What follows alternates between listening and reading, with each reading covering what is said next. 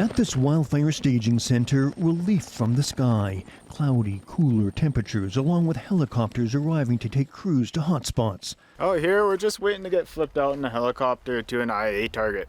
This is Jared Vandergiesen's third year on the fire line, now leading an initial attack team of rookies. They're all right, yeah. They're having a good year, so that's good. They're learning lots. After 2 weeks on, everyone here is ready for a break. It's been pretty intensive, and we're all just doing our best to rest on the days off and see our dogs and loved ones. We're safe now. It's work that's paying off. Very close. Yeah, it was singeing my buildings. Yeah. Yeah, it could have gone. Lance Lause's Taddock Lake Resort was cut off by a wall of flame, but he was also trapped with 10 firefighters. Buildings were saved from what seemed to be inevitable destruction. People don't like to think that way, but reality, it's nature, right? I've got old stumps in the back there that before the fire that were burnt 60, 70, 80 years ago, right? So this has happened before, and yeah, nature. This has been the province's hardest hit wildfire region so far this season. At its height, 7 wildfires of note burned here.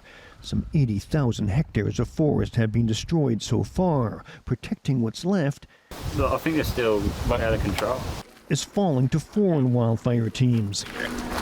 A 14-person Australian incident management team is now coordinating the response here, taking to the air to check dozens of patches of burned forest and still smoldering hotspots, surveying fire breaks and protections where flames and embers could still threaten properties. Copy, World, Copy 1630. Ask what you crews, Gary, just how much good work they've done. It's looking fantastic. Gary Miller has spent 20 years protecting forests and homes in New South Wales. He's familiar with how quickly wildfire can destroy a community. When we arrived, there was fires in the landscape everywhere, so a couple of really big ones. We were at one point looking at Vanderhoof being under threat. It feels very similar. Yeah, it brought back a lot of memories. Just 3 years ago, Miller was on the front lines of Australian brush fires that destroyed almost 2,800 homes and killed at least 34 people. I felt like the whole world was going to burn. Canadian crews deployed to join that fight. For Miller, coordination between international wildfire crews has been forged in fire. Yeah, I really felt like I was coming into a very similar place to what we were before. And just using that experience to try and help where I can. Yeah, just repay the Canadians that really helped us out.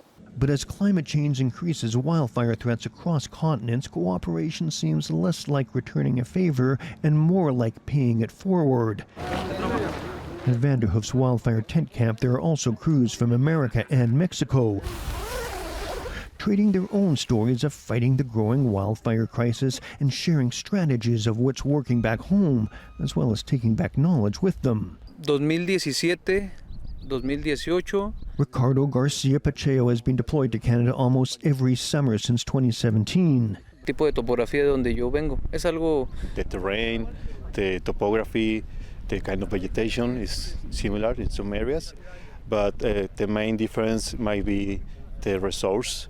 We don't have as much resources as aircrafts and heavy machines, heavy equipment. More international cooperation and sharing is expected. The BC Wildfire Service is now transitioning into a year-round response organization. It's the largest government expansion and expenditure in fighting wildfires in provincial history. I'll help you in a sec. Let me just get my glove on. But on the front lines of this wildfire, each hotspot remains a threat, the work exhausting. Not even halfway through the season, the extent of devastation is a stark reminder of the danger and loss, and of so much work yet to come. Tom Popyk, CBC News, near Vanderhoof, BC.